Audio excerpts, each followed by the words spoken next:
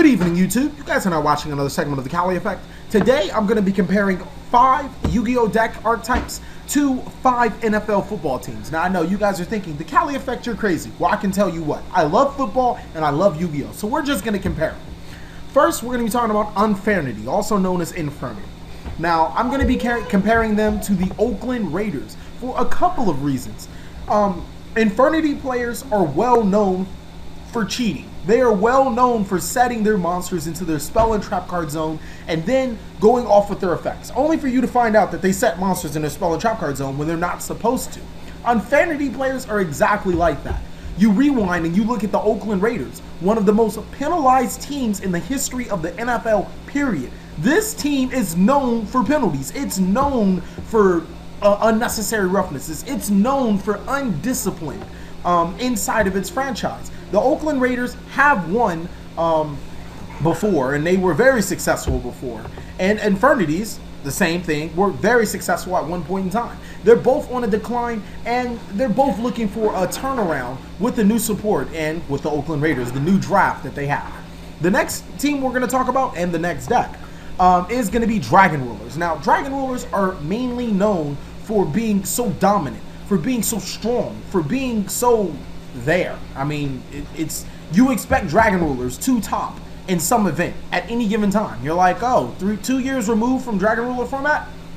Yeah, if Dragon Ruler tops, it doesn't surprise me. It's just something that they do. What I'm going to compare them to is the New England Patriots. The New England Patriots in the 21st century are the most winningest team in the NFL, period, hands down. They have went to they have won 3 Super Bowl titles in 4 years, just like the Dallas Cowboys. Now, I know what you guys are thinking. Why don't I compare him to the Dallas Cowboys? Well, that's because you can compare the Dallas Cowboys more to Teleport Dark Arm, as New England Patriots more to Dragon Rulers. This is a more modern era, and the more things that you put on the Patriots, you can compare them to the Dragon Rulers. As for being one of the most winningest franchises in NFL, they consistently make the playoffs, whereas Dragon Rulers consistently make a top cut. Next, we're going to be talking about Geargia. Now, I know a lot of you people watch football, kind of, and some of you people don't watch football at all. But have you ever played a Geargia player? It's almost like watching the San Francisco 49ers game. Now, the only thing the San Francisco 49ers do are run the ball, run the ball, run the ball, run the ball. Guess what Geargias do? Set, flip, summon, special. It's the same thing. It's the same exact thing. The good things about Geargia and the San Francisco 49ers is that they're really good teams and archetypes supportively. Geargia is an extremely good deck at putting pressure on the opponent, stopping the opponent's effects, and then just going over in a type of, I don't know, it's like a synergy type way. It gets its momentum, and once it's built momentum, it's extremely hard to stop.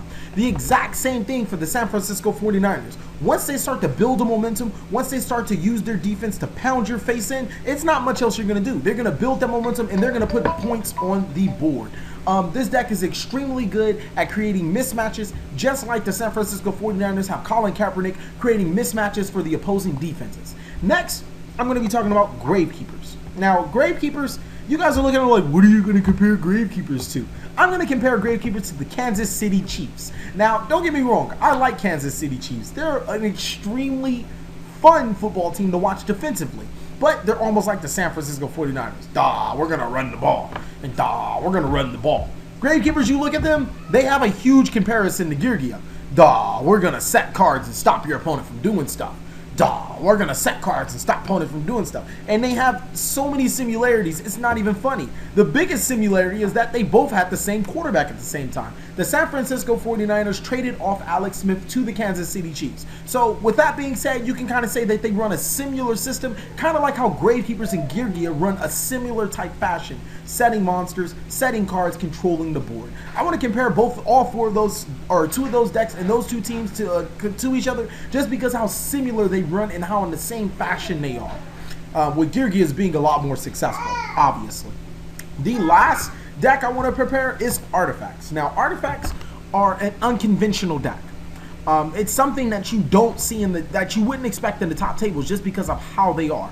Artifacts revolve on setting monsters into the spell and trap card zone, and then destroying those monsters to special summon those monsters from the spell and trap card zone. Doesn't that seem extremely odd? So I know you guys are thinking, TheCaliEffect, how are you comparing this extremely awkward deck to a football team. What I'm going to compare them to, I know, I really didn't want to, but it's almost the exact same thing.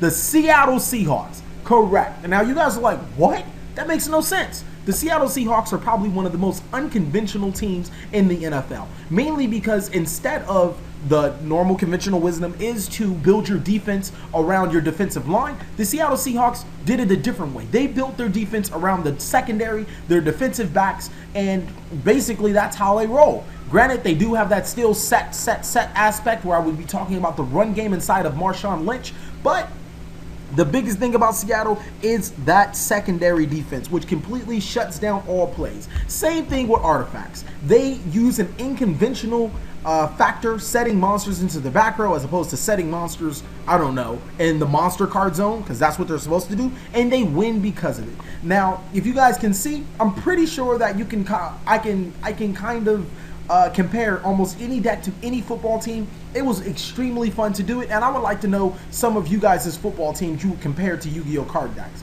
As always, thank you guys for watching another segment of The Cali Effect. Please like, comment, subscribe, but most of all, enjoy.